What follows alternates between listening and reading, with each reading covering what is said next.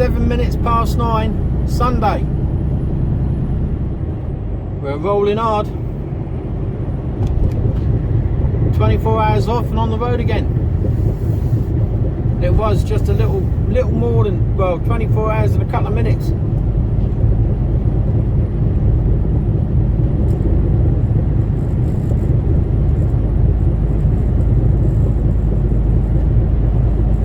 Oh, coffee. So the plan today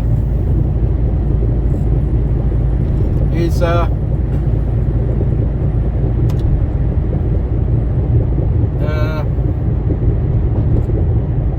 what is the plan today? The plan today is go to London Gateway, box off, box on. I'm due there at 1 o'clock. I should get there. Half a mile, go right on the roundabout and take the third exit, M27, towards London.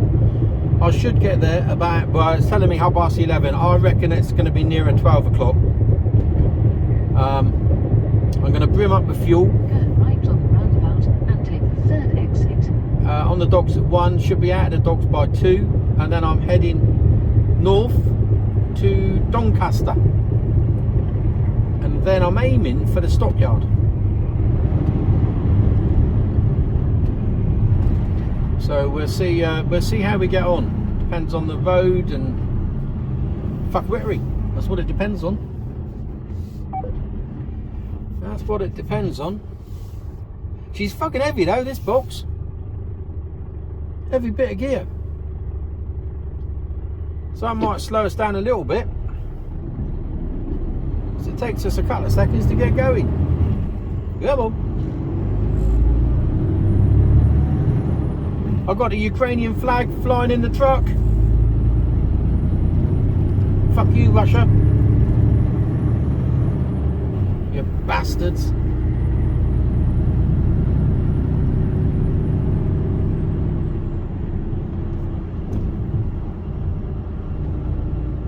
Yeah, so I've got the flag flying in the cab. It's up behind the back of the bunk here. Take the exit, M27, then take the motorway. We're committed. I ain't stopping this bugger in the wet.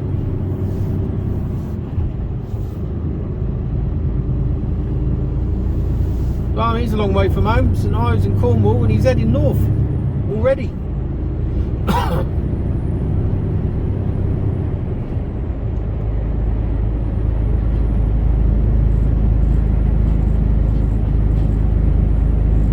Yeah, you can tell she's heavy. Look at this.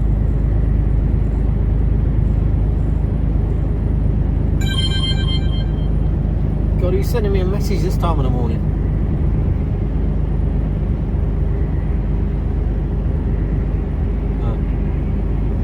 Nothing important.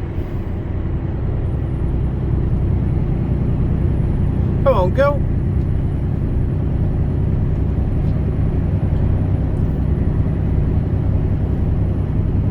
So we managed to cram a little bit of stuff in yesterday. We went into Leamington, had lunch. Gorgeous Kira bought me dinner, or lunch. We went to the pub in the middle of town called the Angel. I want to say the Pig. No, the Angel. Angel Inn. Old coaching Inn. It was alright actually. I'd been the last time I was in there. I didn't think much of it, but it's been a good few years since I've ventured back in, and I'm glad I had. It was quite nice and reasonably inexpensive. It wasn't cheap, but you know, you don't expect cheap in Leamington. It doesn't happen. And then we were walking around, and there's a little antiques fair. They have a once every 2 or 3 months, I think they have a antiques fair in the Freemasons Hall. So we went and had a wander around there, and I ended up buying a watch. They sell all sorts of tat in there as well. You know, it's not just antiques. There's some nice bits and pieces in there. I could have easily spent 100 quid in there, but there was a coffee set. And it was really unusual. Full set in really good condition. 2 miles, take the exit 4, M27 towards. And it was only 36 quid. It was a 6-piece set. Cups and saucers, coffee pot, creamer, sugar bowl. Yeah, it was black with gold gilt. With loads of cherubs all over it. So it was really it was slightly odd looking, but you couldn't help looking at it. Do you know what I mean? It was like, oh, let's have it. It was all, it was difficult to describe, but it was quite cute. Well, I liked it. Yeah, so I nearly bought that, but refrained. Then there was a bloke selling all sorts of odd watches. And I broke my last one. I don't know if I told the story about my eBay purchase. I'm a nightmare with watches, and I've got a really nice rotary watch, but I daren't wear it for work because I know I'll trash it. Take the exit 4 M27 towards Winchester. And over the years, Take the motorway. yeah, over the years, I've bought all sorts of different watches. You know, watches that state that are indestructible. No, they're not. They should give them to me for testing. I'd destruct them. Take So the anyway. exit 4, then take the motorway. I've recently, well, the last couple of years, I've worn various Fitbits, and they've all expired on me.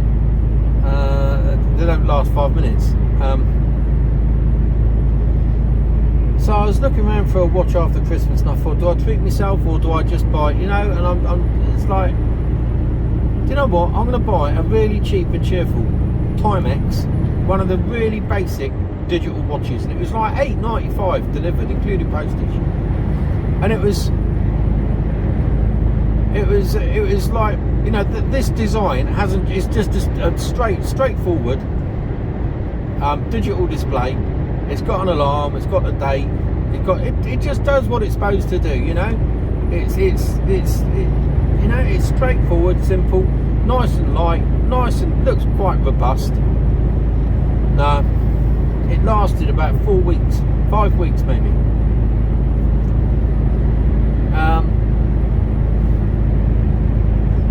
There was a couple of things. It's supposed to be waterproof. I'm not even 100% certain it was a genuine Timex, which was the other thing. But you know, you take the chance, don't you? So firstly, it's supposed to be waterproof. No, filled up with water, dried out, started working again. I thought, well, at least it come back to life. And then the whole display dipped on one side, so it was a slant. And then it went offset a little bit. 2 miles, keep right. Then the strap broke. I repaired that. And then the pin that you know, when you put the strap together, a little pin that goes in the hole to adjust it, that broke. So I could have got a new strap, but it's like, no, the watch is hanging already. So I was in this antiques place yesterday, and there was a bloke selling all sorts of watches, new watches, old watches. It was just watches. He had a right selection, and I said, and I was rooting through, and there was an old Casio, and it looked like one of the G-Shock watches, but it wasn't a G-Shock. But it was exactly the same style as the G-Shock, and I thought, that looks pretty robust. How much is that? And he said, look, it's the end of the day. I'll do it for 12 quid. It's got a brand new battery in it. It fully works. All the functions work on it. You know, I looked at it, and it's telling the correct time. The date was all set. Everything was done. He said, I check all the watches before I put them out there, and they're all good. I said, look, for 12 quid, I'll take a punt, you know. So I've got that, and it's a right old chunky lump, you know, like the G-Shock watches are. But for 12 quid, I thought, it's what it is. It's a Casio Tele Memo 30, so you can actually store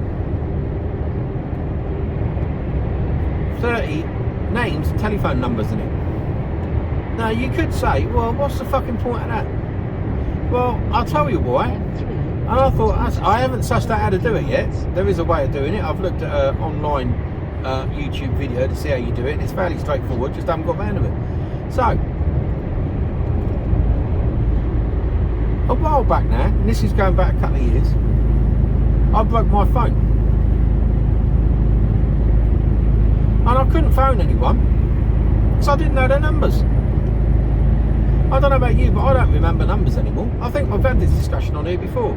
I remember my mate's mum and dad's telephone number.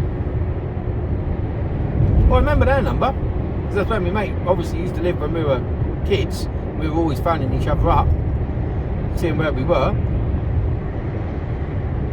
So I remember his number. That's the only, and I remember my old home number, which would be brilliant. But my mum and dad, my dad's dead. My mum doesn't live there anymore, so that's no fucking good either. And that's the only two numbers I can remember. I got a job to remember my own, let alone other people's numbers. So I thought, That's absolutely perfect for me, because if I ever, you know, because I'm quite tough on phones as well, I seem to get through those at an alarming rate. So I thought, I know what, I'll get it, and I can put the telephone number, so if I ever get stuck and I've got, you know, my phone's broken or it's damaged or I've just, do you know what I mean? Or it just dies on me and I can't retrieve a number from it, I can go onto my watch and go, yeah, gorgeous Kira, blah blah blah blah blah, that's her number. Because other than that, I ain't got a fucking clue. What a brilliant idea. So I was rather pleased with my £12 purchase for a watch yesterday. Quite happy with that. We'll see how long it lasts. And the thing is, I think it's a few years old. Like, I don't think it's not a recent watch. Well, it might be recent. I don't know. I don't know the. I'll have to look up to see how old they are.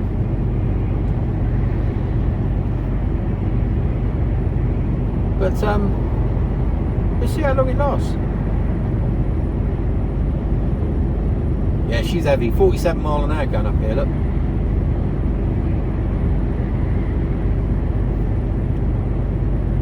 Yeah, it's going to be 12 o'clock before I'm at Gateway at this rate. So it's up the M3, round the M25, over the Dartford. No, it's not over. It's under the Dartford, through the Dartford tunnel. Pop out the other side, turn right. Keep going till I hit some water. Either way, I'll have not enough time to get fuel and have a 45 before I go on the docks, and then I head north. Let's see where I end up. I'm hoping to get to the stockyard because they do a really nice roast on a Sunday. So I'm hoping to have roast pork, roast potatoes, loads of veg, shitloads of gravy and some crackling. And I'll get that for about £6. So I'm looking forward to that already. I'm just hoping I can get there.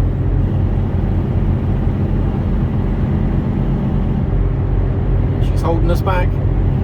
Right, I'm going to resupply myself with coffee and chocolate filled crepes, and I might put you on later on. I'll speak to you all later. Hello. Time now 11:40. I just had on Sunday. I just had a 15-minute break at Clackett Lane. Beautiful. It wasn't. It was shite. But yeah, 15 minutes is 15 minutes. So I was starving and I needed a wee. But anyway, before I forget, the whole reason for putting you on again, it is boring stretch of the day, was to talk about blackthorn. I mentioned it, and I did a little bit of.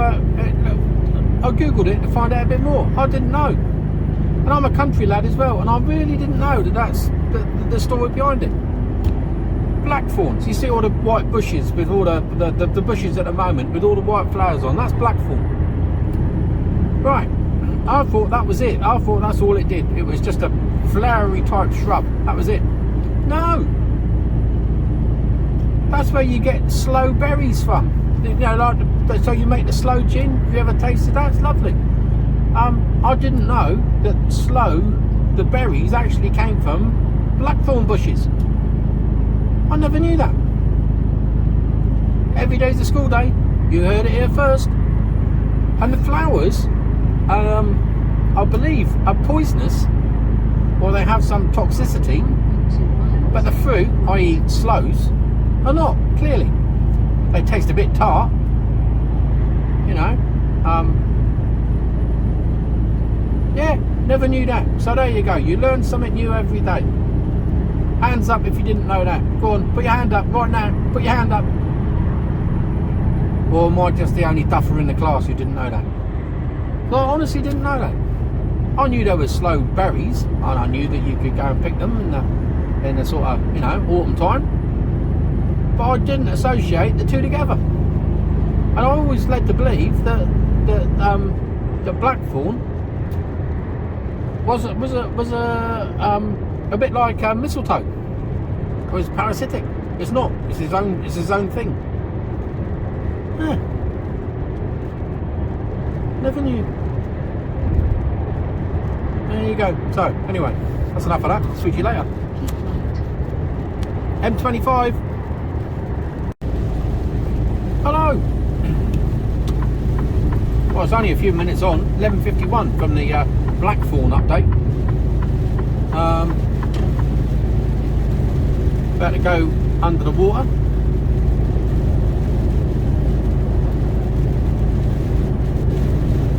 And it's raining.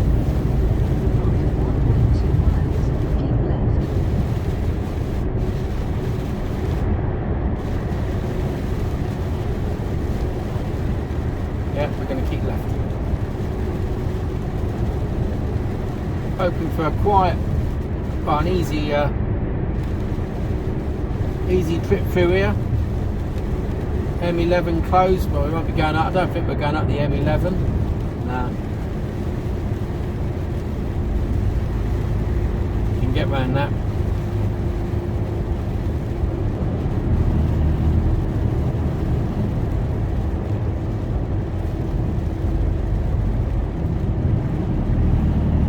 Just thought I'd put you on as we go through under the tunnel. Under the tunnel? No, through the tunnel. I'm not going under it.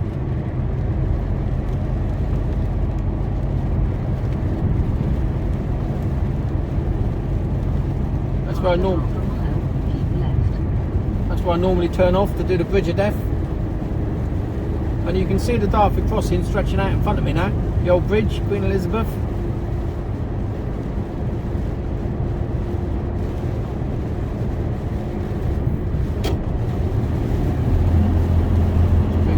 Down a bit. Might want to get away all the time. A bit on the heavy side. Keep left.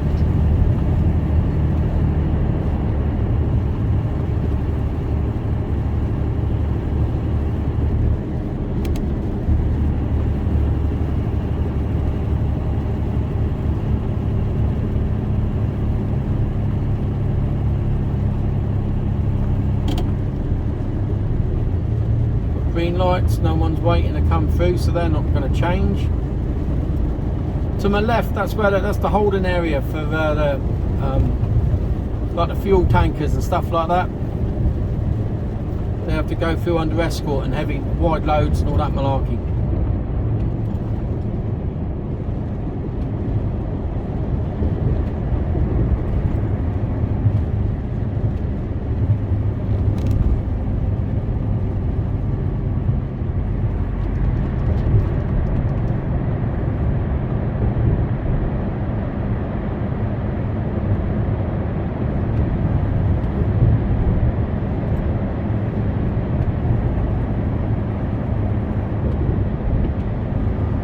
The brake lights, what's going on? What's going on?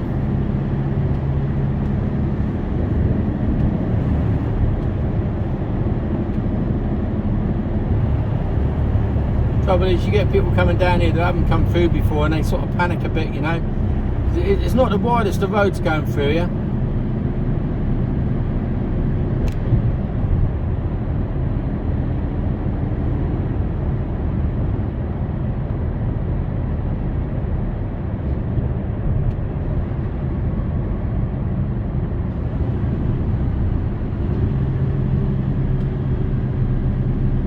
There should be no need for a bottleneck here because there's just no need. It's just fuckwittery.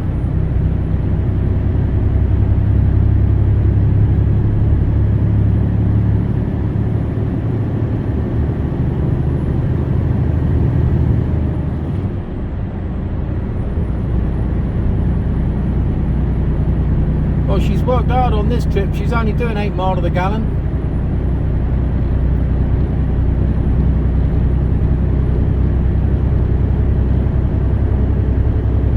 So when I get down to the yard, I'm going to top her off with fuel. I'm not going to bother with AdBlue.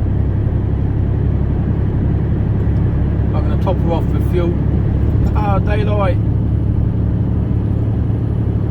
Got to move into that right hand lane.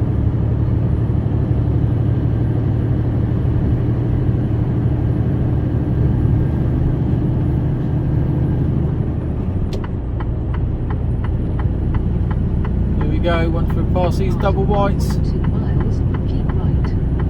We're done.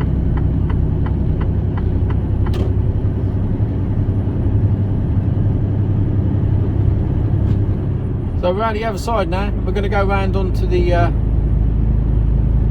A13 and see how they progress, because I haven't been down there for 2 or 3 weeks. I haven't been down there since I picked the truck up, I don't think.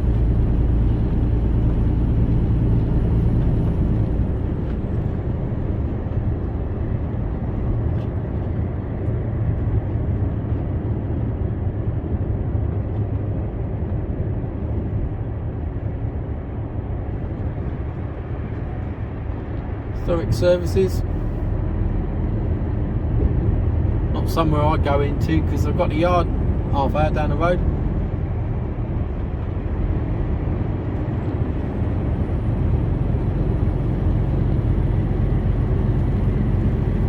So I'll put you on I'll put you on in a bit as we go through where the roadworks are, and I'll speak to you then.